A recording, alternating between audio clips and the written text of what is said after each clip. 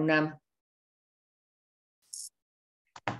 Fue becaria del Instituto de Investigaciones Filosóficas en los proyectos de actitudes proposicionales y ética práctica. Ha dedicado su vida profesional al mundo de los libros y lleva más de 30 años dedicada a la edición y la traducción. En 2016 desempolvó su formación filosófica para divulgar el feminismo y por ese camino ha regresado a la ética. Es articulista, conferencista y autora de los libros Las mujeres son seres humanos y Cuando lo trans no es transgresor, mentiras y peligros de la identidad de género, que es el tema del que se ocupa en este seminario. Muchas gracias, Laura, tienes la palabra. Muchas gracias, Asunción. Les agradezco mucho que me invitaran a conversar con ustedes esta mañana sobre mi libro Cuando lo trans no es transgresor, mentiras y peligros de la identidad de género, es el subtítulo. Como digo en la introducción, esa obra nace de una preocupación por los derechos de las mujeres y de la libertad de expresión que en esta tercera década del siglo XXI atraviesan ambas un mal momento, tanto los derechos de las mujeres como la libertad de expresión. Por si hicieran falta ejemplos de que hay un activismo muy interesado en silenciar un debate que, en opinión de muchas como yo, es indispensable para la sociedad, mi libro, que originalmente publicaría Siglo XXI Editores y se presentaría en la FIL de Guadalajara el pasado noviembre, al final tuvo que salir en una edición de autora sufragada por mí. ¿Por qué? Porque unas personas en Twitter se dedicaron a robar a la FIL y a Siglo XXI para mostrar su inconformidad con que un libro mío, que por supuesto al no estar publicado en ese momento ninguno de ellos había leído, fuera presentado en una fiesta cultural que, por cierto, dice estar cimentada en la libertad de expresión y publicado por una editorial que, para más señas, fue fundada en respuesta a un acto de censura gubernamental. Pero, claro, la censura hoy en día es ejercida por otros actores a través de otros mecanismos que en 1965. La acusación que se me hace es la misma de que se echa mano con cada vez más frecuencia, a falta de pruebas y argumentos, para impedir debates necesarios de cara a la sociedad. Alguien dice, ¿eso es discurso de odio? Y el público, las instituciones, los medios de comunicación dan por bueno ese dicho de manera prejuiciosa, sin pedir un solo botón de muestra. A mí me acusan de odiar y de negar su identidad a la gente que se hace llamar transgénero. En mi libro, como podrán confirmar algunos de ustedes que ya lo leyeron, no hay odio ni miedo irracional a un grupo de personas, ni se incita a la violencia contra nadie.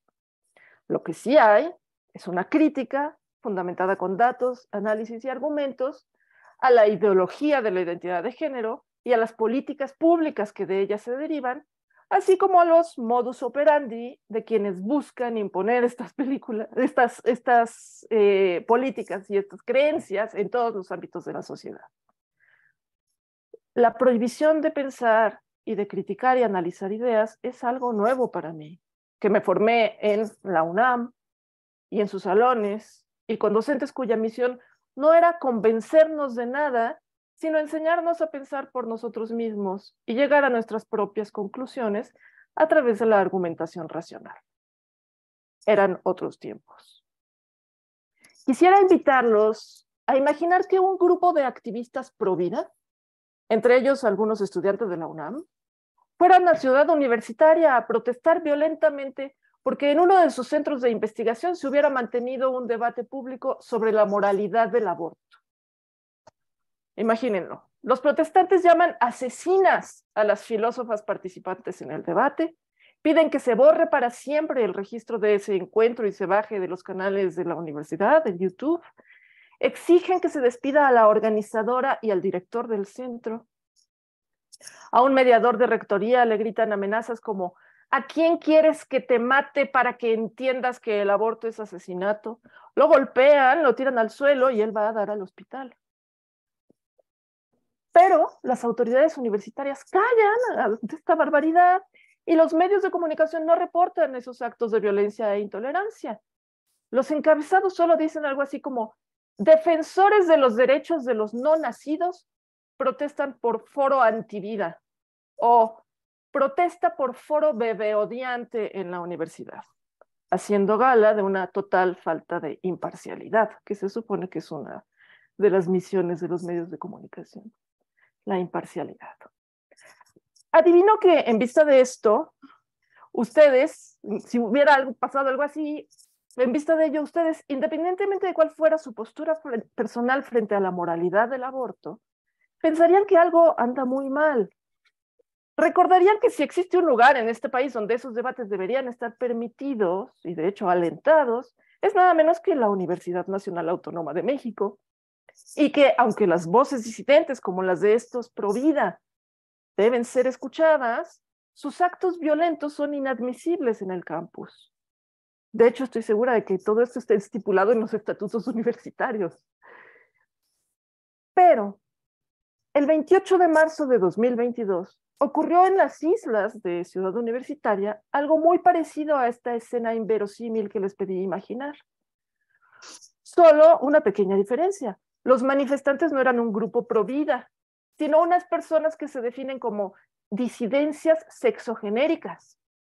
Y protestaban no por un debate en torno al aborto, sino por el foro Aclaraciones Necesarias sobre las Categorías de Sexo y Género, organizado por el Centro de Investigaciones Interdisciplinarias en Ciencias y Humanidades, que había tenido lugar un par de días antes, con la participación de Amelia Valcárcel, Marcela Lagarde, Andrea Medina, Angélica de la Peña y Aimee Vega. Puedo asegurarles que en las 4 horas y pico de diálogo entre ellas, no se pronunció una sola palabra de odio contra nadie, pero a las participantes las acusaban de transfobia y de discurso de odio.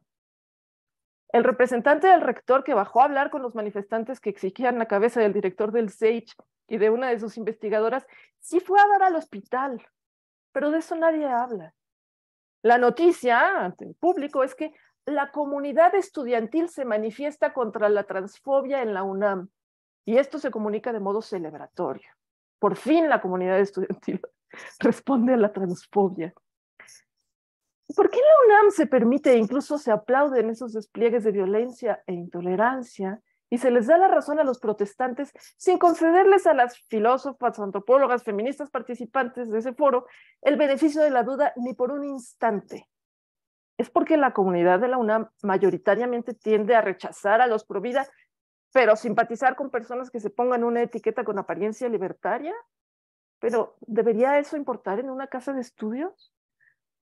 Una parte de la explicación de por qué pasa esto está en la captura institucional que ha logrado el transgenerismo y en general lo que unos llaman wokeismo o falso progresismo, no solo en la UNAM, sino en gran parte de las universidades y otras instituciones culturales y políticas del mundo occidental. Autores como Andrew Doyle en su libro The New Puritans o Helen Pluckrose y James Lindsay en Cynical Theories ensayan algunas explicaciones de este fenómeno.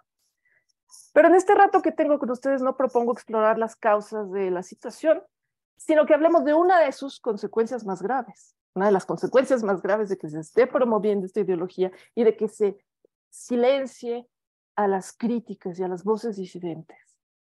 Este es un tema del que se habla mucho de oídas, el tema del que voy a hablar, y las discusiones en torno a él se caracterizan más por los prejuicios que por los análisis serios, rigurosos y profundos, precisamente porque algunas personas están empeñadas en que no se discuta. Como providas que acusaran a sus adversarios de asesinos o de bebés y punto final, unas personas ya decidieron que sus contrapartes son transfobas y por lo tanto no merecen plataforma y hay que silenciarlas activamente, castigarlas, convertirlas en chivos expiatorios porque dicen hay que ser intolerantes con la intolerancia. Esa es su justificación.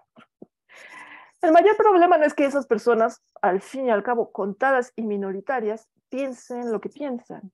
El problema es que una parte de la sociedad, por ignorancia y buenismo o por cobardía y negligencia, les da la razón y las obedece y crea una falsa impresión de consenso social. Esto es parte de la estrategia.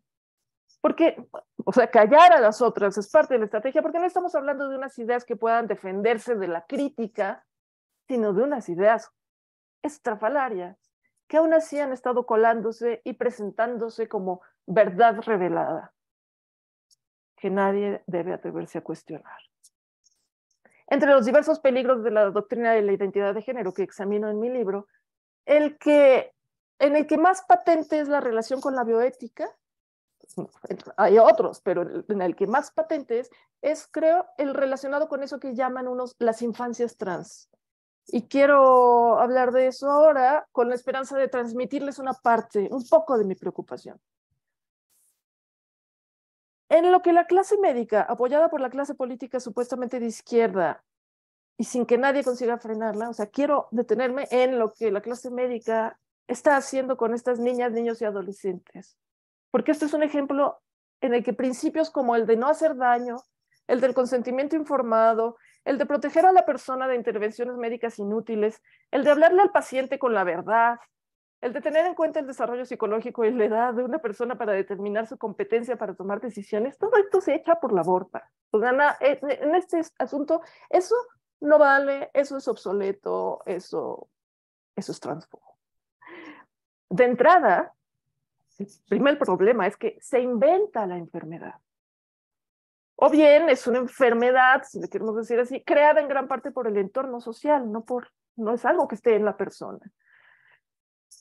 Un ejemplo de esto, entre 2010 y 2020, el aumento de niñas y niños que acudieron a consulta al Centro de Identidad de Género de la Clínica Tavistock de Inglaterra fue exponencial.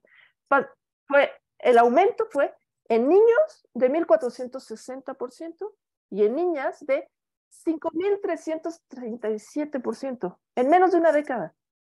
Esto no podía dejarse pasar así nomás, era un fenómeno que necesitaba una explicación.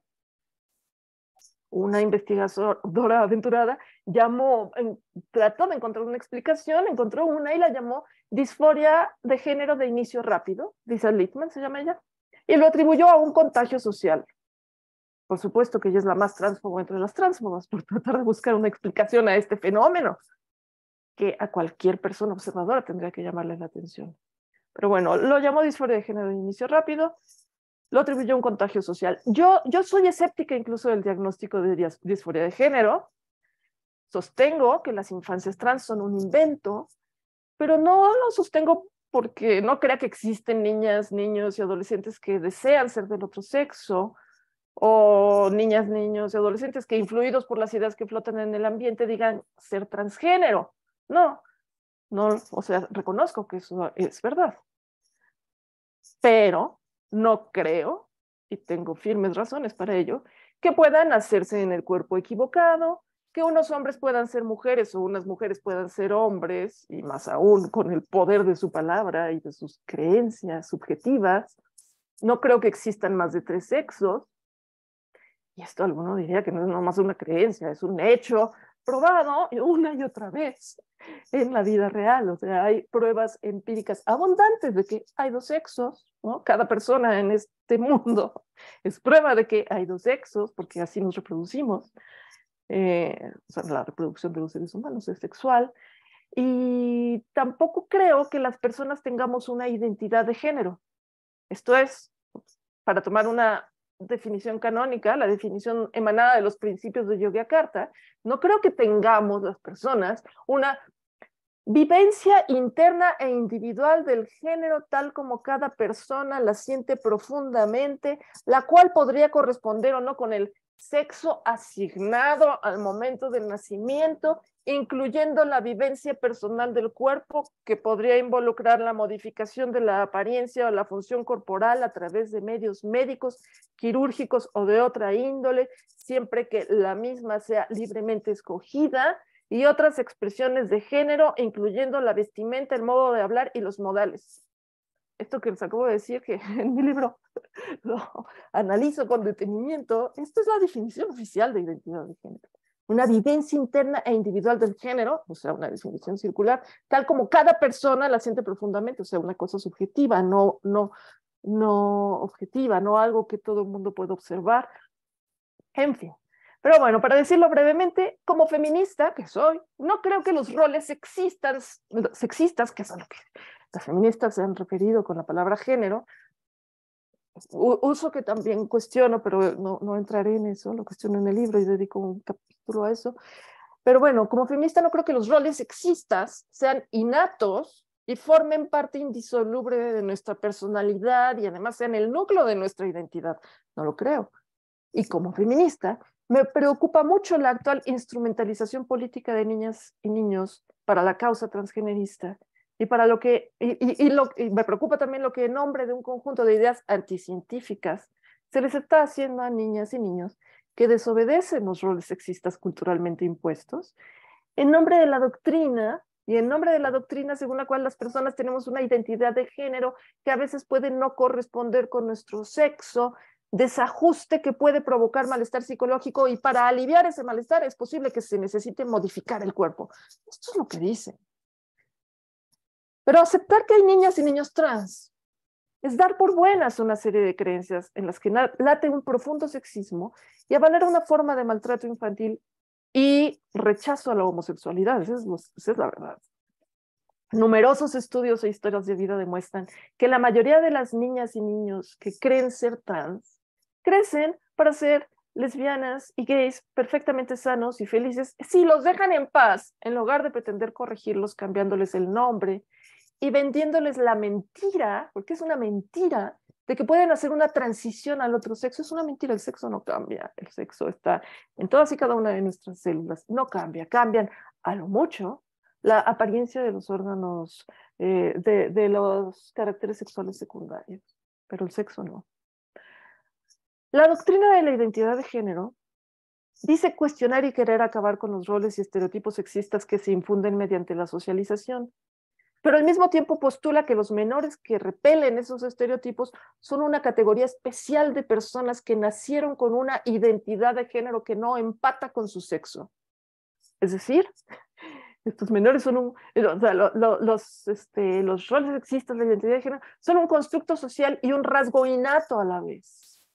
Pero les advierto, esta no es la única contradicción de esa ideología falsamente progresista.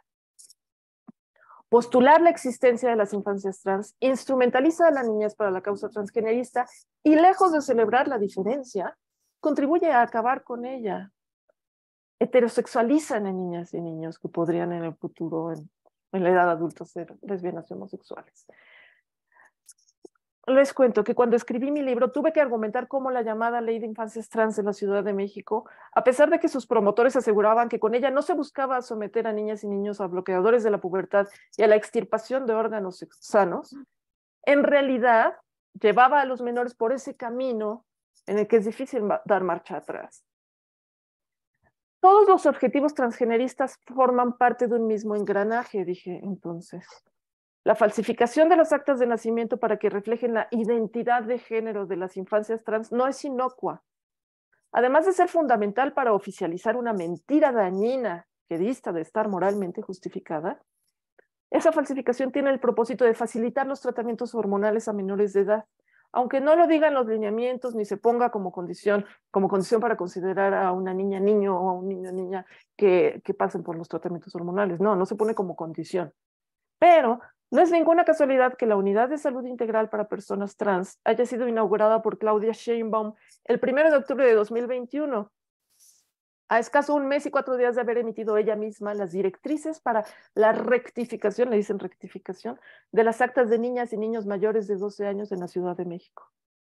En menos de una semana, la clínica recibió a 20 personas que buscan iniciar su tratamiento hormonal en busca de su cambio de género, decía un diario, de las cuales 2 son menores de edad. Con datos más recientes, sabemos, datos dados por el propio gobierno, hoy sabemos que el 26% de los servicios de esa clínica han sido para gente de entre 10 y 17 años. Sin embargo, activistas de redes sociales y funcionarios como Jaime Morales Beltrán, que es director general de Diversidad Sexual y Derechos Humanos en la Ciudad de México, siguen diciendo que eso no pasa, que a los menores no los hormonan ni los operan en ninguna parte del mundo. A pesar de estos datos, el propio gobierno se atreve a decir estas mentiras.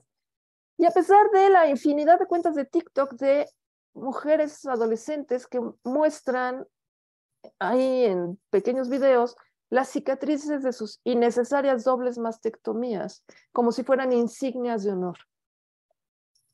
Hace unos días, la diputada local panista, América Rangel, presentó una iniciativa para prohibir esa clase de intervenciones. Y el activismo de la identidad de género está muy molesto con la iniciativa, porque ese activismo quiere que muchas niñas y niños sanos cada vez más pasen por el bisturí y que ellos mismos decidan el tratamiento para su falsa enfermedad. Otra contradicción del activismo de la identidad de género es que supuestamente buscan despatologizar la antes llamada transexualidad. Pero una de sus principales luchas es el acceso libre y gratuito a tratamientos médicos que convierten a la persona en un paciente de por vida. Remedios que son peores que la supuesta enfermedad. Incluso a menores de edad. Quieren que a menores de edad les den estos tratamientos gratuitamente. Y dicen cosas como, negarles los tratamientos a la edad que ellos decidan atenta contra su derecho a la identidad. Y poca gente se atreve a impugnarlos. Si quieren, no hablemos ahorita de las operaciones.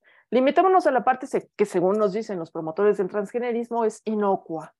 Un botón de pausa, dicen. Suprimir la pubertad, ¿no? O retrasar la pubertad. Entre las consecuencias de la administración de los agonistas de la hormona liberadora de gonadotropina, popularmente llamados bloqueadores de la pubertad, entre sus consecuencias serias e irreversibles están una disminución de la densidad ósea, por lo tanto un aumento en el riesgo de osteoporosis y fracturas, y diversas afectaciones a la tiroides, el cerebro, los genitales, el sistema reproductor, el aparato digestivo, el tracto urinario, los músculos, los ojos y el sistema inmune. Los menores que toman estos bloqueadores pueden tener un mayor riesgo de depresión y pensamientos suicidas. Pero ni sus serios efectos secundarios, ni el hecho de que no sirvan para mejorar la salud mental, ni disminuir los malestares que se pretende aliviar, ha impedido que los bloqueadores de la pubertad sean el tratamiento preferido por los médicos para intentar curar a niñas y niños sanos que no reproducen los roles sexuales estereotípicos. Esa es su enfermedad, no reproducir los roles sexuales estereotípicos. Como las historias de vida confirman una y otra vez, que un niño se disfrace de princesa y una niña no quiere usar vestidos y pasadores, puede ser en nuestros días criterio suficiente para que sus madres o sus padres, ya sea aconsejados por gente desconocida en internet, a petición de los propios menores, o bien temerosos de que la conducta atípica de sus hijas o hijos sea presagio de homosexualidad, acudan a la clínica de identidad de género y pidan ese tratamiento que interferirá con el proceso normal de maduración. Y con los años, los bloqueadores de la pubertad han seguido usándose para tratar de obtener de una muchacha lesbiana a un muchacho heterosexual. O sea, heterosexualizan a las niñas y a los niños. La organización estadounidense Lesbians United hizo una revisión a fondo de la bibliografía disponible sobre los fármacos bloqueadores de la pubertad. En la nota de prensa con que anunciaron el lanzamiento de ese documento, afirman que la mayoría de las adolescentes diagnosticadas con disforia de género son niñas y jovencitas, gran parte de las cuales, con toda probabilidad, serán lesbianas al crecer. Y añaden ellas, a partir de estos descubrimientos, Lesbians United concluye que recetar GnRHA, la hormona liberadora de la gonadotropina, la agonista liberadora de la gonadotropina, para tratar una enfermedad mental real o percibida, constituye negligencia médica y un crimen contra la humanidad. Que el consentimiento parental a la supresión de la pubertad para tratar una enfermedad mental real o percibida cae en la categoría de abuso infantil.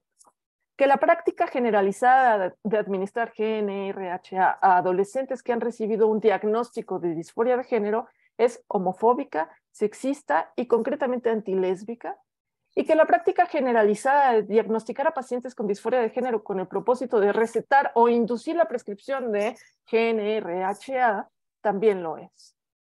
Los establishments médico, farmacéutico y psicológico de Estados Unidos están activamente sometiendo a niñas, niños y adolescentes a los horribles efectos de los GnRHA y deliberadamente haciendo caso omiso de los abrumadores elementos de prueba que desaconsejan usar estos fármacos para tratar cualquier afección que no conlleve un riesgo de muerte. Lesbians United considera que esta práctica es una forma de tortura y abuso y debe ponerse en un alto. Todo profesional de la medicina que haya participado en esto debe rendir cuentas financiera, profesional y socialmente y ser enjuiciado con todo el rigor de la ley. Esto dice esta agrupación de lesbianas. Pero mientras llega ese día en el que la gente que ha participado en esto rinda cuentas, inventar enfermedades y curas milagrosas sigue siendo un gran negocio. Por eso se busca ocultar los riesgos y los efectos dañinos de la supuesta cura y se recurre a todo tipo de prácticas engañosas, como hacer falsas promesas a los menores de edad e infundirles miedo a madres y padres con la mentira de que si no se inicia el tratamiento hay un alto riesgo de que el menor se suicide. Dicen Allen Buchanan y Dan Brook en su libro Deciding for Others que lo que los menores al participar en la toma de decisiones sobre tratamientos médicos deben entender no son los datos técnicos del tratamiento, sino el impacto que cada alternativa de tratamiento tendrá sobre sus vidas.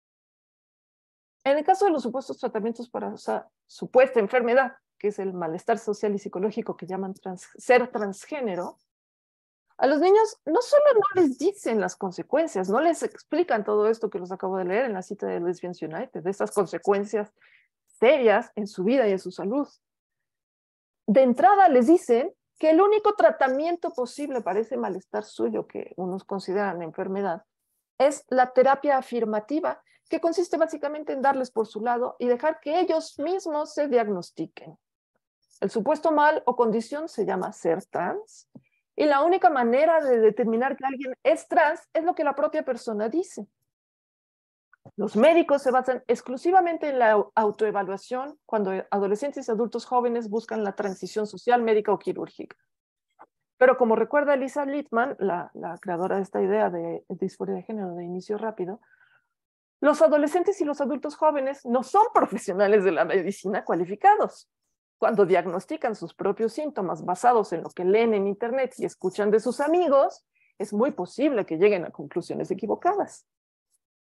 Esto suena muy sensato, pero va totalmente en contra del principio axiomático transgenerista de que las infancias trans saben quiénes son, no se sienten, no se piensan, saben quiénes son y se viven así, como asegura Janet Castillo, coordinadora del área legal de la Asociación Transaliada Mexicana, Litigio Estratégico en Derechos Sexuales y Reproductivos.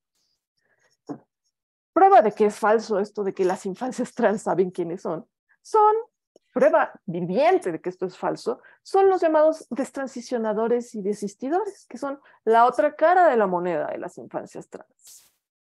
Se trata de personas, en su mayoría jóvenes y en su mayoría mujeres, que abandonan la identidad transgénero que habían adoptado y que, después de haber hecho la llamada transición médica, dan marcha atrás en la medida de lo posible, pues hay daños irreparables.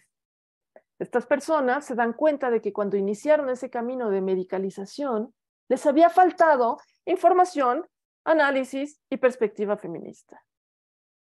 O sea, esto de consentimiento informado, nada. O sea, brilla por su ausencia. Pueden consentir, aunque es dudoso que a esa edad puedan dar un pleno consentimiento, pero además informado, pero ni de chiste. Les mienten, los engañan, les ocultan información. En 2020, Keira Bell interpuso una demanda contra la clínica Tavistock de Inglaterra. Ella es una joven destransicionadora, es decir, arrepentida de haber hecho una transición y que ya no asume una identidad trans. Ella había acudido a la clínica 7 años antes, a los 16. En el momento de la demanda tenía 23, y le habían recetado bloqueadores de la pubertad tras unas breves conversaciones triviales con trabajadoras de servicio social, en las que ella dijo que creía ser hombre, no mujer. Un año después ya estaban dándole testosterona, y a los 20 se sometió a una mastectomía bilateral. Al igual que un número creciente de transicionadoras, ya en 2020, Keira Bell aducía que cuando acudió a la Tavistock era muy chica para aceptar esas intervenciones, le habían dado información engañosa y tendrían que haberla cuestionado más. Cabe mencionar que en aquella ocasión Bueno, no. En aquella ocasión el Tribunal Supremo determinó que antes de los 16 años difícilmente podría alguien dar consentimiento informado por no entender los riesgos a largo plazo, pero cabe mencionar que esa decisión fue revocada en la Corte de Apelaciones en septiembre de 2021. Pero bueno, en todo caso, al día siguiente de que el Tribunal Supremo determinó que antes de los 16 difícilmente alguien podría dar consentimiento informado, el Servicio Nacional de Salud de Inglaterra detuvo los tratamientos con bloqueadores de la pubertad para menores de 16. Algo que en nuestro país vamos en sentido contrario. Nosotros, ya unos países como Inglaterra o como Suecia están dando marcha atrás, pero nosotros allá vamos, ¿no? Y una paliza, Laura, sí, disculpa, sí. hay mucho interés por discutir, entonces si puedes considerar 5 o 10 minutos más Ah, para... sí, de acuerdo. Sí, ya casi termino, yo creo que en 5 minutos. Muchas gracias. Bueno, nosotros, ¿no? Allá vamos, ¿no? Una panista, qué horror que nosotros hacen con los panistas, propone una iniciativa para evitar que cosas como esta pasen y en el mundo supuestamente de izquierda la rechaza, le dice nazi, le dice transfoba, le dice que cómo se le ocurre, que qué barbaridad, que les está negando sus derechos a los menores de edad, ¿no? O sea, unos ya van de regreso y nosotros no aprendemos de esa experiencia. En fin. Durante el juicio de Keira Bell se puso de manifiesto también que la clínica de identidad de género de la Tavistock carecía de estadísticas sobre las edades de los menores a los que les habían recetado bloqueadores de la pubertad y no sabían cuántos tenían previamente un diagnóstico de autismo, que es una frecuente comorbilidad con la disforia de género. Es decir, en la clínica no debieron darle a Keira Bell por su lado, sino que debieron darle una terapia psicológica convencional, explorar las causas por las que se identificaba como hombre. No sé, un rechazo a su lesbianismo, por ejemplo, una manera que se le ocurrió para escapar de la violencia sexual masculina. Pero no, esas terapias, talk therapies les llaman en inglés, hoy son consideradas terapia de conversión. Y por cierto, otras leyes que el transgenerismo está impulsando en todo el mundo, por supuesto en México también, son las que prohíben estas terapias. Claro, parte del chiste es llamarlas terapias de conversión. Yo quiero aclarar, por supuesto que estoy en contra de las crueles, auténticas terapias de conversión, por suerte ya en desuso, que buscaban llevar a homosexuales y lesbianas por el camino correcto de la heterosexualidad. Pero llamar terapia de conversión a cualquier enfoque psicológico que busque explorar las causas de una identificación transgénero en un menor de edad antes de darle por su lado es una trampa, otra mentira de la identidad de género, pero además sumamente descarada, porque hay un sentido importante en el que justamente la transgenerización de los menores es terapia de conversión, convierten en supuestos heterosexuales a niñas y niños que podrían ser en el futuro homosexuales y lesbianas. Otra vez transicionadora, la irlandesa Sinead Watson, cuenta que en los años en que ella decidió hacer la transición médica, estaba deprimida, tenía problemas con el alcohol, había tenido una internación psiquiátrica, le molestaba el hecho de que la trajeran las mujeres y se resistía a su sexualidad, le incomodaba tener pechos, sentía que estaría más a salvo como hombre. Cualquiera que la hubiera escuchado, dice, podría haber unido los puntos, pero nadie le preguntó. Ninguna de las personas de la clínica de identidad de género que tuvieron su historial médico en la mano le dijo, antes de ponerte en un camino de tratamiento irreversible, hablemos de todo esto. ¿Cabe la posibilidad de que odies tu sexo no porque tengas disforia de género, sino porque sufriste abuso sexual y te han maltratado por el hecho de ser mujer? En fin, el papel de la clínica de identidad de género de la Tavistock, quiero decirles, fue fundamental en la invención de las llamadas infancias trans. A pesar, ahorita ya está muy cuestionado eso y hay varios escándalos, se han destapado varios escándalos ocurridos en la clínica Tavistock. Uno entre ellos, por supuesto, el que las propias personas que trabajaban ahí se daban cuenta de que gran parte de los niños y niñas que llegaban eran, o sea, tenían pinta de homosexuales o lesbianas en el futuro. O sea, hay varias confirmaciones que vienen de distintos lados, de que las madres y los padres que llevan a sus niños a este tipo de clínicas temen una homosexualidad futura. Para ellos, la idea de que su hijo haya nacido en el cuerpo equivocado es mucho más aceptable y digerible que la idea de que su hijo pueda ser en el futuro lesbiana u homosexual. Pero bueno, la influencia de la clínica Tavistock no se limita a Inglaterra, sino que se extiende a otros países que, sometidos a las mismas presiones del poderoso lobby mundial de la identidad de género y la transgenerización infantil, repiten el mismo libreto y el mismo modus operandi. Como les mencioné, en este momento está sobre el tapete una iniciativa de ley panista para prohibir, bloquearles la pubertad y extirparles a los menores de edad órganos sanos, pero gente considerada de izquierda va en contra. Es decir, están defendiendo estos atentados contra los principios más básicos de la ética médica. Y la justificación siempre es, oh, discurso de odio, oh, intolerancia. ¿Quiénes son los intolerantes? Miquel Missé, mujer española que se considera transgénero y a quien otros llamarían hombre trans, y se referían a ella con pronombres masculinos, yo no.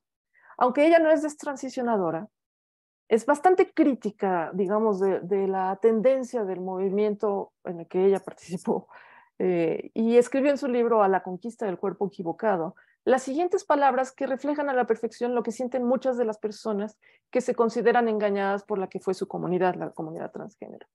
Dice Miquel Missé: me pregunto por qué nadie me dijo que sí era posible mantener ese cuerpo. ¿Por qué nadie me dijo que una sexualidad era posible en ese cuerpo? Por supuesto, Miquel Missé hizo una transición completa, también pasó por el bisturí. Dice ella, no hubo violencia, no hubo amenaza, pero siento que me robaron la posibilidad de vivir mi cuerpo de otra manera. Y llama al establishment médico los ladrones de cuerpos.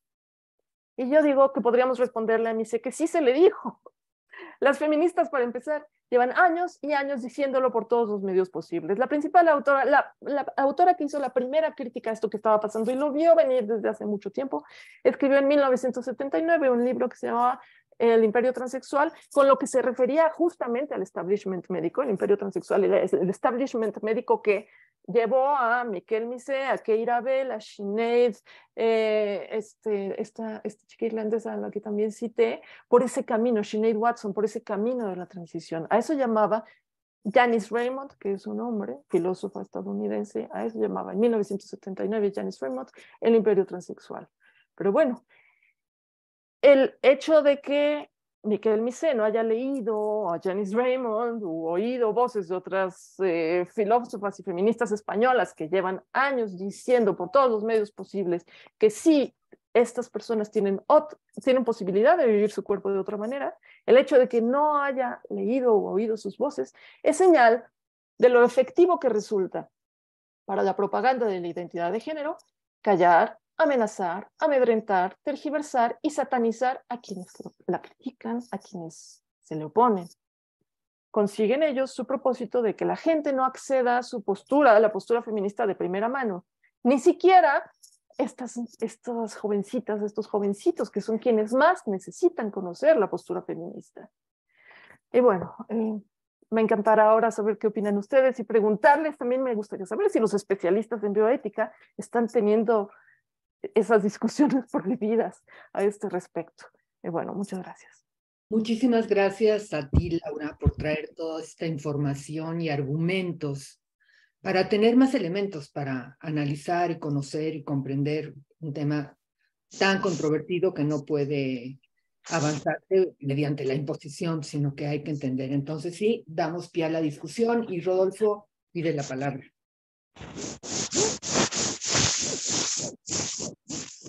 Sí, Laura, ¿me escuchan? Sí, sí, Rodolfo. Sí. Laura, me da mucho gusto verte en este momento en el Colegio de Bioética. Hace mucho te cité para algún texto que escribí sobre el aborto y sé que estos temas están en tu agenda siempre y me congratulo por ello. Y me congratulo también de tu libro, Laura, lo leí con mucho interés. Verdaderamente es una información exhaustiva que invita, por supuesto, a la reflexión, al análisis y verdaderamente una felicitación. Tengo más dudas que aseveraciones, Laura, y una de ellas tiene que ver con tu misma presentación ahorita, en la que, digamos, empezar por el problema de los niños siempre es más cómodo que empezar con los adultos. Es decir, en los niños vamos a poder estar de acuerdo en que todo lo que se pueda obviar en su información, en su consentimiento informado, etcétera, son cosas que hay que remediar urgentemente. Es decir, para la decisión que se vaya a tomar, sea que quieran hacer una transición o no, me parece que esas son condiciones necesarísimas para cualquier consentimiento informado. Y yo te diría que desde un punto de vista liberal, palomeo totalmente lo que has estado diciendo. Pero coloquémonos en el plano de los adultos, en donde cualquier injerencia en términos de que pudiéramos tener justificada con respecto a los niños, en los adultos es un poco más delicado, porque estaríamos ahí en el terreno muy difícil del paternalismo injustificado o justificado.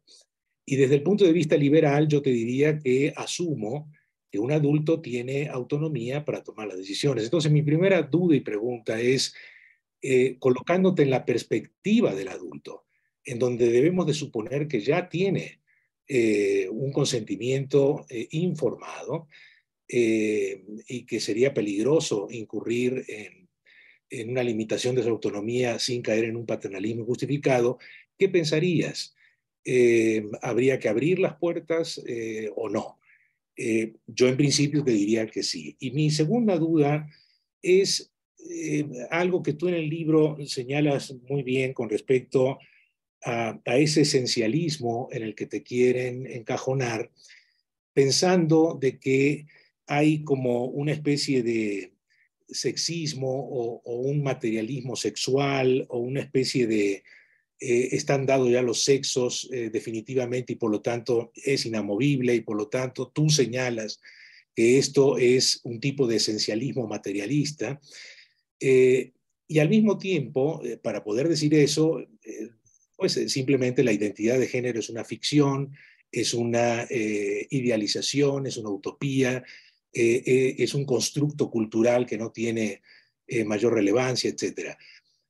A mí me parece que el lenguaje en el que se está, digamos, construyendo el libro es un lenguaje muy dicotómico. Es algo así como regresar de nuevo a la oposición sexo-cultura o naturaleza-cultura, sexo-identidad de género, pero como dos mundos totalmente ajenos en donde no pueden convivir. O se es sexista totalmente o se acepta una identidad de género negando la cuestión sexual. A mí me parece que si algo hemos hecho a lo largo de muchos años es romper esas dicotomías y pensar que sí puede haber una influencia mutua entre sexo e identidad de género. No veo por qué no. Y en todo caso es un lenguaje ya bastante convencional.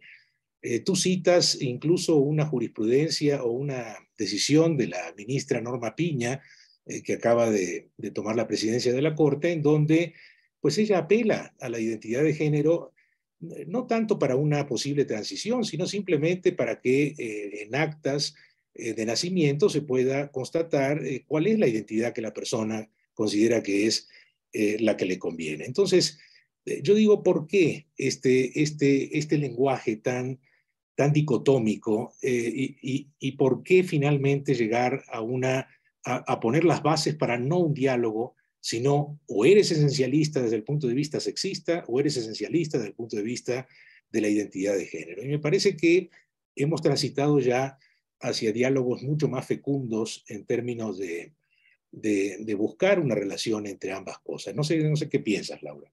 ¿Hay una propuesta, Laura, de recibir primero todas las preguntas o prefieres ir respondiendo? Ay, sí, prefiero irlos respondiendo porque están De difíciles. acuerdo. Si me puede, para cuando lleguemos a la pregunta 10, la Sí, 1 ya se me ha adelante, olvidado. adelante. Muchas gracias. Gracias por haber leído el libro, Rodolfo, y por tus comentarios y la felicitación. Sí, bueno, empezar por los niños como dices, más, yo quizá no diría más cómodo, o sea, creo que hablar de los niños, o sea, yo decidí hablar de los niños porque ahí es donde la preocupación bioética tendría que estar presente. Entiendo que en los adultos hay otras consideraciones, pero fíjate que para quienes sí es más cómodo empezar con los niños, es para los proponentes de la doctrina de la identidad de género y de la transgenerización, porque, y es más cómodo en el sentido de que mientras más pronto se empiece este tratamiento, o sea, a partir de los 10 años con los bloqueadores de la pubertad, por ejemplo, más passing van a tener las personas. Y digamos, cuando digo que me preocupa la instrumentalización política de los menores, es porque están usando a los menores y la idea de que nacen con una identidad de género que por alguna razón no macha con su cuerpo, no encaja bien con su cuerpo, los están usando para promover su propia agenda, sus propios intereses de adultos. No están pensando en el interés superior del menor, están usándolos para sus propios fines políticos, y eso lo explico en el libro detenidamente. Entonces, bueno, me preguntas si yo, con los adultos, desde la perspectiva del adulto, presuponemos consentimiento informado. Pues sí, sí, se presupone consentimiento informado, aunque si nos fijamos, la verdad es que también a los adultos los están engañando, les dicen que pueden cambiar de sexo, esa es la primera gran mentira. Y por otro lado, las feministas, la crítica feminista del transgenerismo no critica a la persona adulta que por alguna razón decide que lo mejor para ella es pues, pasar por una cirugía plástica para cambiar la apariencia de sus órganos, de sus caracteres sexuales secundarios, ¿no? No es eso lo que se critica, sino las circunstancias en las que se da ese deseo, en las que se provoca esa supuesta necesidad de hacer un supuesto cambio de sexo. O sea, lo de consentimiento informado, aunque sí, eso se presupone en los adultos, yo pongo en duda que genuinamente se ha informado ese consentimiento, pero es no nada más un consentimiento, digo, es una solicitud, no están consintiendo un tratamiento, están pidiendo un tratamiento, y esto también lo analizo con mucho detenimiento en el libro, como recordarás, en el capítulo 3, teorías sobre lo trans, explico cómo nació la idea de lo trans, ¿no? Empezó siendo una manera de explicar eso que a algunas personas les parecía algo rarísimo de entender, que era que algunas mujeres no fueran lo suficientemente femeninas y algunos hombres no fueran lo suficientemente masculinos. Para una feminista esto no necesita explicación, es perfectamente normal porque entendemos que la masculinidad o el conjunto de roles sexistas que se imponen a los hombres es un constructo social y no tiene nada de raro que algunos hombres no los performen, si queremos usar ese lenguaje, o no respondan a ellos, es normal, pero para algunas personas más, diría yo, más cuadradas de mente, eso era un fenómeno que necesitaba explicarse. ¿Cómo es posible que haya hombres femeninos? Entonces se estipuló la identidad de género. Hago un recuento muy detallado de cómo se fue inventando eso. Me dices también que esto del esencialismo y que uso un lenguaje dicotómico. Yo uso el lenguaje de las discusiones actuales. Y por otro lado, pues si decir que hay hombres y mujeres es lenguaje dicotómico, pues sí es lenguaje dicotómico, pero es un hecho que hay hombres y mujeres y que la reproducción humana es sexual y que esto significa que existen dos tipos de gametos, el gameto grande, que son los óvulos, y el gameto pequeño, que son los espermatozoides, y todos nosotros y el resto de la humanidad es producto de la fecundación de un óvulo por un espermatozoide. Entonces, pues en ese sentido es dicotómico. Pero que si sexo y cultura, a ver, estoy tratando en el libro de explicarle al público general en qué se basa, en qué confusiones se está basando la discusión. Y una confusión grandísima es esta entre sexo y género, esto que Amelia Valcárcel y otras feministas trataban de aclarar en aquel foro que menciono. Pues sí, hay una confusión muy grande, y sí, o sea, yo por supuesto entiendo que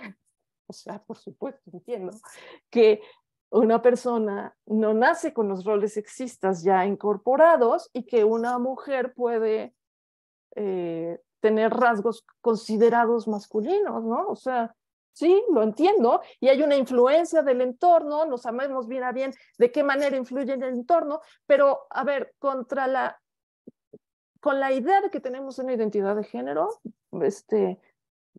no sé si te parece que oponerme a esa idea, que me parece de lo más estrafalaria y antifeminista, no siente las bases para un diálogo, pero de que me opongo a la idea de que tenemos una identidad de género, sí.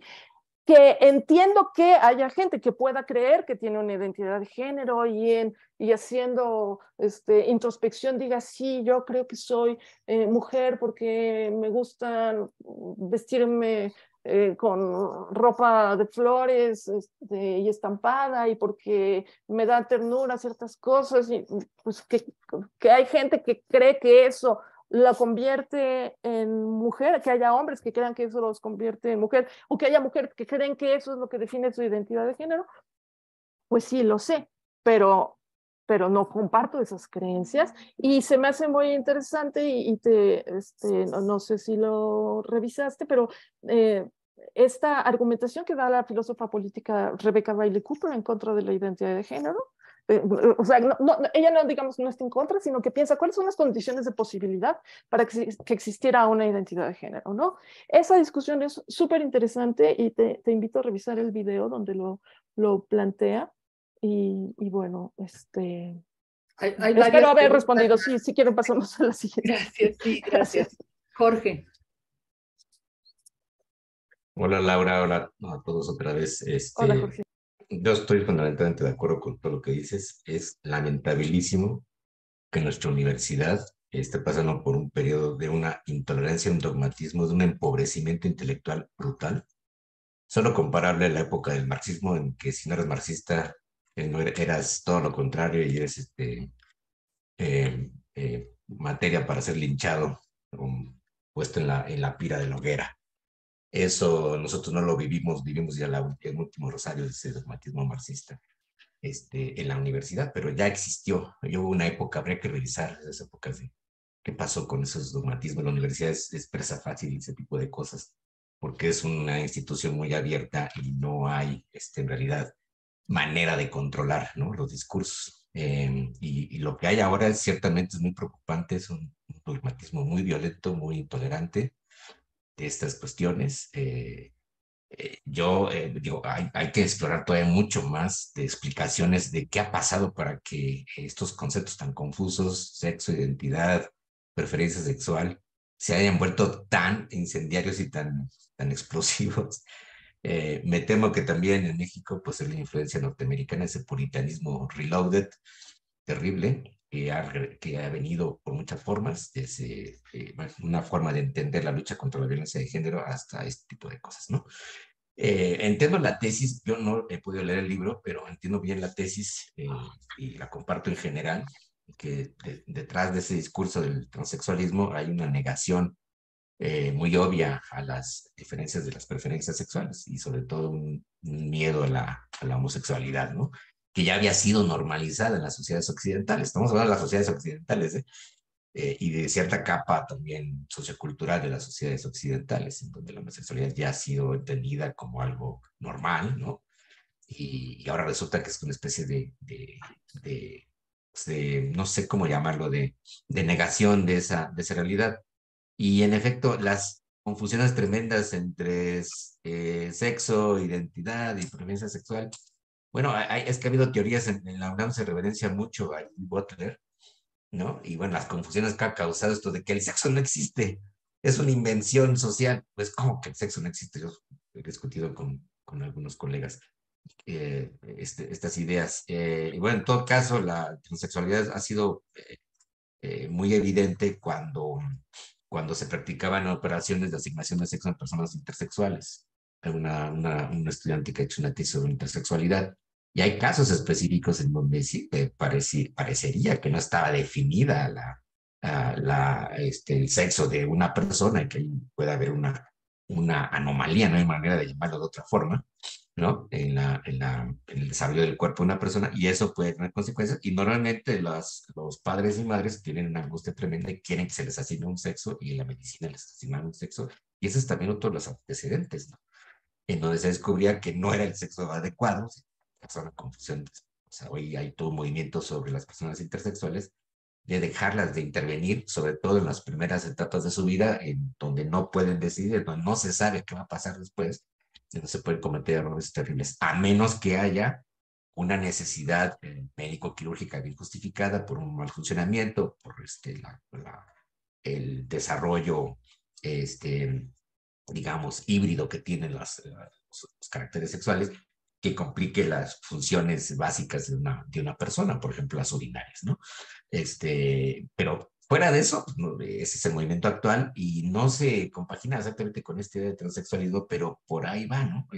Empieza a haber algunas tendencias también más radicales. Ahora, yo te quería preguntar qué explicaciones podemos dar, ojalá tienes en el libro donde puedo leer, al respecto de este fenómeno, de este imperio de la subjetividad individualista muy norteamericano que llega a México en esta idea de que el individuo puede afirmarse absolutamente en la identidad que quiera, como quiera, lo cual está bien en principio, pero enseguida pasar a una exigencia de derechos y de lenguajes y de tal y cual. Solo les cuento una anécdota del curso que tengo ahorita en filosofía de la ciencia. Hay un muchacho que sexualmente es un muchacho, pero se viste femeninamente. Yo ni le pregunto cuál es su identidad. Y entonces estábamos hablando de cosas ya de tecnologías de úteros artificiales. Y él dijo a la clase, ¿podemos acaso hablar de todo? ¿Vamos a hablar de todo? Pues sí, porque no tenemos libertad de hablar de cualquier cosa, ¿no? No, hay cosas de las que no se puede hablar. Hay cosas que dependen del derecho absoluto individual de las personas. Y no podemos cuestionar el derecho de identidad de las personas y qué quieren hacer con su vida y con sus cuerpos, ¿no? Evidentemente, digo, no estamos hablando de ninguna persona, estamos hablando de ejemplos, de tecnologías y de tal y cual. Pero quiero señalar la idea que tienen algunas personas ahora, que no se puede hablar de que no se debe hablar ya de ciertas cosas, y eso simplemente se llama dogmatismo. Estamos en una época muy oscura y muy difícil por estas confusiones conceptuales que provienen de personas teóricas, que a partir de errores conceptuales se han vuelto popularísimos y que han generado un montón de discusiones absurdas. Gracias. Gracias a ti, Jorge, por tus comentarios. Me da gusto saber que estás de acuerdo conmigo en tantos puntos. A mí también me preocupa y me entristece ver eso que calificas de empobrecimiento intelectual en la UNAM, a la que tanto cariño le tengo. En el libro comento cómo el movimiento por los derechos de la gente mal llamada intersexual, porque tampoco es que sean un tercer sexo, el enojo que hay en estos activistas, que justamente su principal lucha es terminar con esas operaciones que se hacían en niños recién nacidos solo para ajustar la apariencia de sus órganos sexuales a algo más claramente o más parecido a como tendría que ser un órgano sexual masculino o un órgano sexual femenino. Y a ellos, de hecho, este lenguaje de sexo asignado al nacer viene de ese mundo, viene de esos problemas. Y algunos de ellos dicen, ese es un lenguaje que necesitábamos para explicar la experiencia que teníamos. No a todo mundo le asignan un sexo al nacer.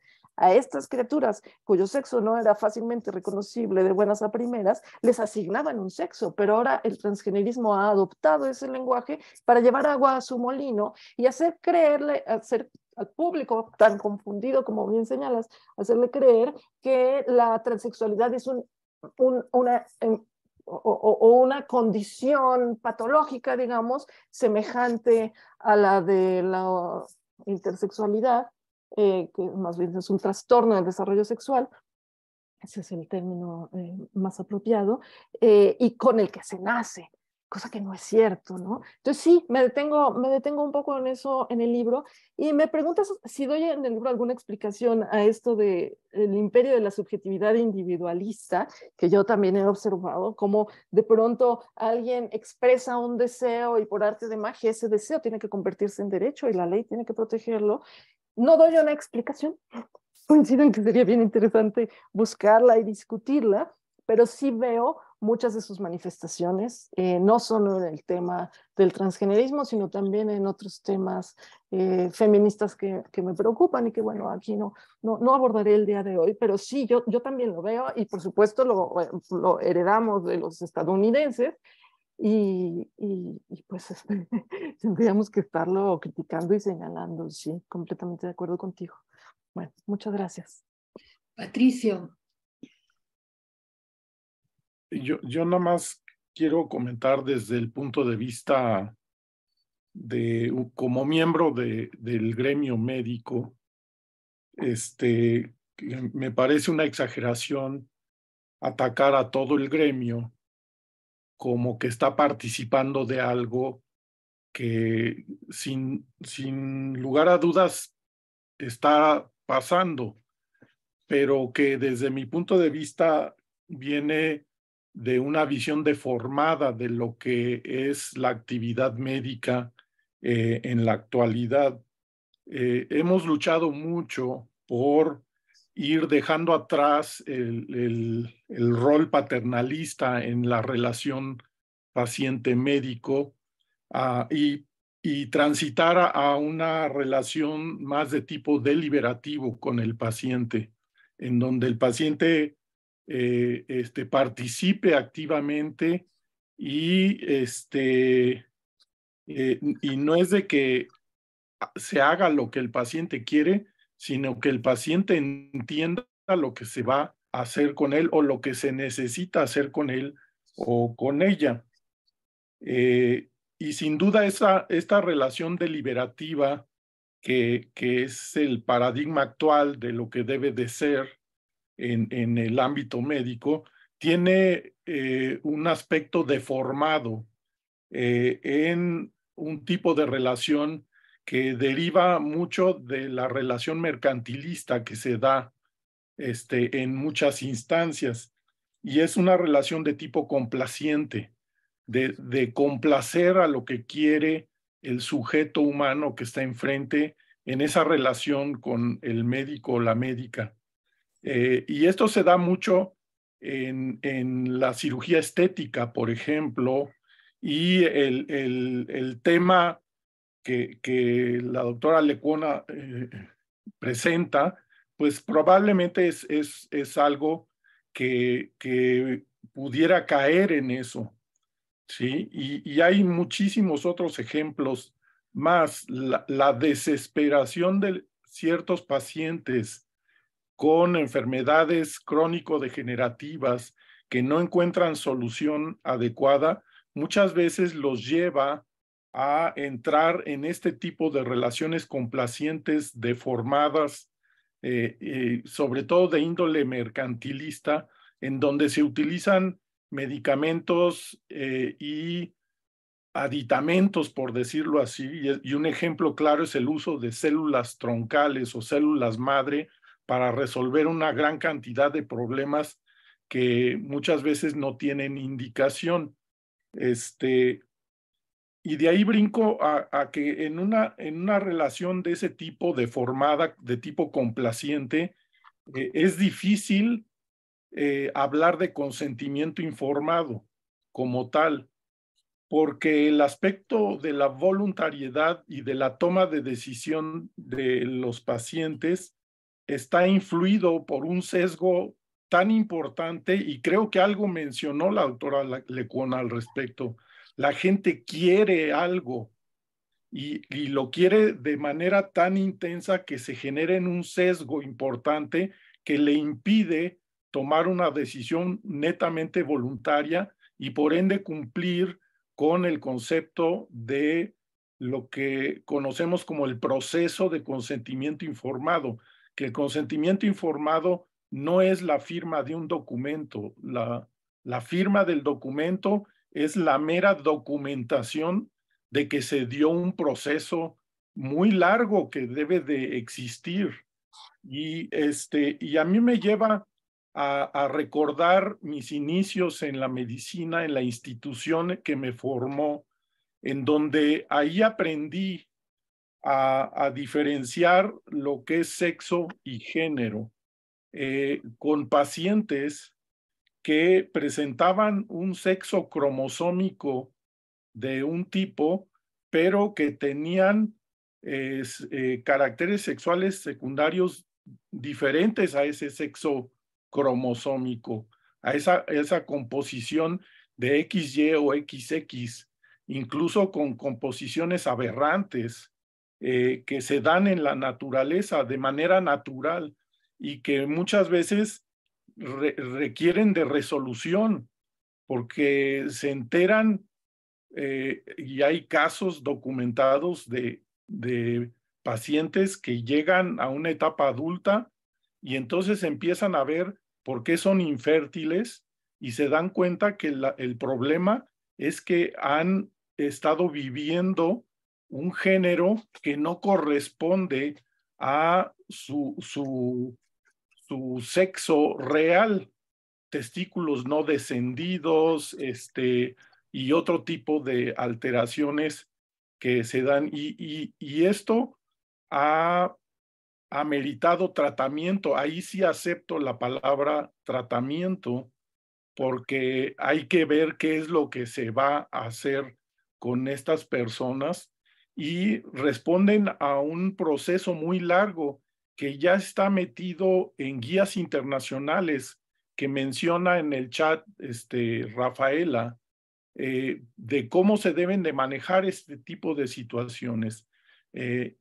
Y claro está que ahora se allega de otro tipo de pacientes en donde a lo mejor ya no hay alteraciones anatómicas, alteraciones hormonales o alteraciones cromosómicas que hay que lidiar con ellos, sino meramente decisiones propias sobre cómo quieren ser vistos Oye, Pat, en ¿te la parece que sociedad. ya comente esto para que haya lugar a 2 preguntas más? Sí, solo nomás quería mencionar que existe el concepto de identidad de género, de expresión de género y de orientación sexual, que son cosas distintas que se están reconociendo en la actualidad y que hay que atender, porque además se han iniciado derechos internacionalmente reconocidos que tenemos muchas veces que atender o reconocer que existen. Pues, gracias. Sí, muchas gracias, doctor. Pues, si algo en mi plática hizo pensar que ataco a todo el gremio médico, pues es error mío, no, para nada es esa la intención. Yo sé que no todos los médicos, como bien dice en el chat Raimundo Canales, sé que no todos están de acuerdo con, dice, el articular tratamientos complejos y menos quirúrgicos a niños y niñas en este ámbito. Sí, mayoritariamente no, pero estamos en un clima de censura intelectual y de prohibición de tener algunas discusiones, como lo narré al principio, pues que seguramente los desalienta de tomar postura, y algunos que lo han hecho pues los castigan, son víctimas de esta cultura de la cancelación, etcétera, etcétera. Yo hablo concretamente, y a quienes critico es a quienes participan en esa farsa y pues se encaja con estos malestares de los menores y les dan por su lado en esta relación mercantilista que bien describe usted. Y dicen, pues lo quieres bloqueadores, aquí están los bloqueadores, quieres hormonas sexuales cruzadas, aquí están, quieres una doble mastectomía, pues tus deseos son órdenes, ¿no? A mí eso me parece muy preocupante. Gracias por aclararme que el paradigma actual en la relación médico-paciente es la que llama deliberativa. Puede ser que el libro de Buchanan y Brock ya se haya quedado un poco desfasado, pero pues, me imagino que el principio de consentimiento informado sigue siendo vigente, sigue siendo importante, y sobre todo el principio de no mentirle al paciente, ¿no? Y como sostengo en el libro y como quise reflejar en mi charla, esto es una de las cosas más graves, que les mienten a los pacientes, y justamente por no saber distinguir entre sexo y género, expresión de género y todo esto, les hacen creer que con unas operaciones y con unos tratamientos médicos para una falsa enfermedad se van a convertir en el sexo del que desean y con eso se resolverán todos los males. Pero bueno, muchas gracias por sus comentarios. Bueno, quedan dos. Les pido que sean breves para que nos dé tiempo de terminar en tiempo. Pedro y luego Pauline. Ay, Pedro, no te estamos escuchando. Ahora sí. Gracias. En primer lugar, mi reconocimiento a Laura. Creo que es un libro bastante bueno. Bueno, evidentemente el tema de la libertad de expresión y la violencia ejercida o la falta de respeto a la libertad de expresión es preocupante, cualquiera que sea el origen de esto. En segundo lugar, con todo respeto lo digo, creo que ambas posiciones, por llamarlo de manera sintética, incurren en una especie de petición de principio. Creo que ambas corrientes parten de más de una creencia que de evidencias sólidas, y lo digo con el mejor de los respetos. Creo que falta evidencia científica, creo que falta evidencia inclusive normativa. Al respecto, creo que en ambas corrientes veo un gran vacío del lenguaje prescriptivo. Creo que se parte de la falsa concepción de que el lenguaje prescriptivo admite juicios veritativos cuando el lenguaje prescriptivo son cuestiones diferentes. Creo que faltaría en ambas posiciones ampliar las categorías de análisis, el tema de las categorías jurídicas, las categorías relacionales, el tema de la autonomía. Creo que habría que fortalecer el estudio. Quiero decir que hay una serie de posiciones en el libro de Laura que comparto, pero creo que tendrían que ser fortalecidas con esta interacción entre la parte de la autonomía individual y cómo impacta en temas relacionales, en temas de categorías colectivas. Creo que en España, al menos hasta donde conozco, hay algunos autores jurídicos, entre ellos Pablo de Lora, que están tratando de construir desde el punto de vista jurídico también un cuestionamiento de la teoría del género. Y básicamente eso para efectos de que también Pauline pueda hacer uso de la palabra. Gracias. Bueno, más que una respuesta, me gustaría hacerle una pregunta. Deme nada más 1 o 2 ejemplos de las peticiones de principio en las que incurro y de las creencias a las que les falta una evidencia sólida. Si me pudiera dar 2 ejemplos sería para mí muy Bueno, básicamente usted parte ya de una afirmación de que esto es falso porque es falso. O sea, habría que ¿esto qué? ¿Qué es lo que es falso? O sea, usted postula que toda la teoría del género es falsa porque es falsa. Dedico 400 páginas a explicar por qué es una ideología mentirosa y tramposa, pero no parto de que es falsa porque es falsa. Si se refiere a que no hago ningún intento por demostrar que existen 2 sexos, porque pues eso está plenamente demostrado, pues sí, lo hago conscientemente sabiendo que eso es una táctica distractora de la contraparte. Lo que pasa es que ahí es donde, en mi opinión, falta la parte prescriptiva, porque no todo lo que es desde un punto de vista natural tiene que ser desde un punto de vista prescriptivo. Yo no estoy diciendo debe haber 2 sexos, parto de el hecho plenamente demostrado que existen 2 sexos y de una realidad en la que se nos presenta a cada momento, que es que la gente está confundida cuando piensa que el hecho de que haya 2 sexos limita sus capacidades de desplegar su personalidad y de hacer las cosas que les gustan. ¿Ah? Bueno, en mi opinión, el hecho de que haya 2 sexos no implica que normativamente solamente debe haber 2 sexos. Esa es mi opinión. Sí, yo nunca digo debe haber 2 sexos, o sea, es un hecho, punto. Pero bueno, muchas gracias por sus observaciones. Si quiere pasamos a la siguiente pregunta. Gracias, sí, Pauline, y ya terminamos con la... Gracias, súper breve. Bueno, pues Laura, todavía me falta un pedacito del libro, pero seguramente lo voy a terminar porque está muy bueno, está muy bien escrito y es muy provocador, aunque pues no estoy de acuerdo con todo, pero me pareció muy interesante. A mí me gustaría como que insistieras un poco en la dimensión política de lo que dices, ¿no? Porque, pues, por ejemplo, todo lo de los niños, creo que ya efectivamente hay un consenso, ¿no? Con pues algunos argumentos que mencionas, especialmente pues todas las cosas irreversibles sobre el cuerpo. Pero dejando esto de lado, me pregunto, ¿por qué abrazan la homosexualidad y hay tanta reticencia sobre pues otras variaciones de la diversidad humana? ¿No? Porque pues no considerar que lo trans también es pues otra variación, ¿no? de lo natural. Y también, pues, ¿por qué no asumirlo como una convergencia también con el movimiento feminista en el sentido de poder como desmontar, digamos, como las jerarquías sexuales? Y también hay algunos argumentos que se utilizan en el libro, pues que parecen que fueron los mismos usados en su tiempo en contra de la homosexualidad.